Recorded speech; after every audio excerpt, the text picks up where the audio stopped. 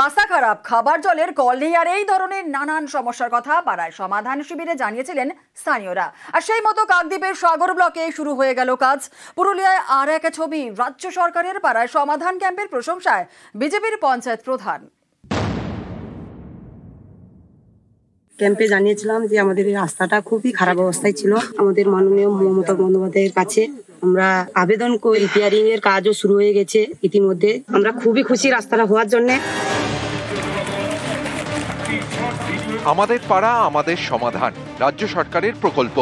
পাড়ায় পাড়ায় শিবির, সরকারি ক্যাম্পে গিয়ে এলাকার রাস্তা, জল, আলো, নিকাশির মতো নানা সমস্যার কথা জানিয়েছিলেন সাগরের বাসিন্দারা।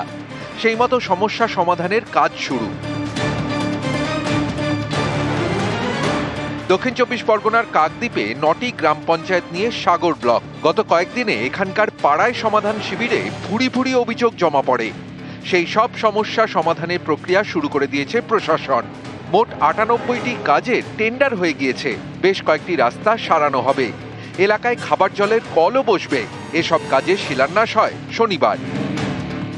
ক্যাম্পে জানিয়েছিলাম যে আমাদের এই রাস্তাটা খুবই খারাপ অবস্থায় ছিল। আমাদের মাননীয় মমতা বন্দ্যোপাধ্যায়ের কাছে আমরা আবেদন করে রিপেয়ারিং এর কাজও শুরু হয়ে গেছে ইতিমধ্যে। আমরা খুবই খুশি রাস্তাটা হওয়ার জন্য। মুখ্যমন্ত্রী মমতা বন্দ্যোপাধ্যায় যা কথা বলেন সেটা কাজে রূপান্তরিত করেন। প্রায় ৯৮টা স্কিমের শিলান্যাস ইতিমধ্যে সুসম্পন্ন হয়েছে এবং কাজ গ্রাউন্ড লেভেলে শুরু হয়ে গেছে।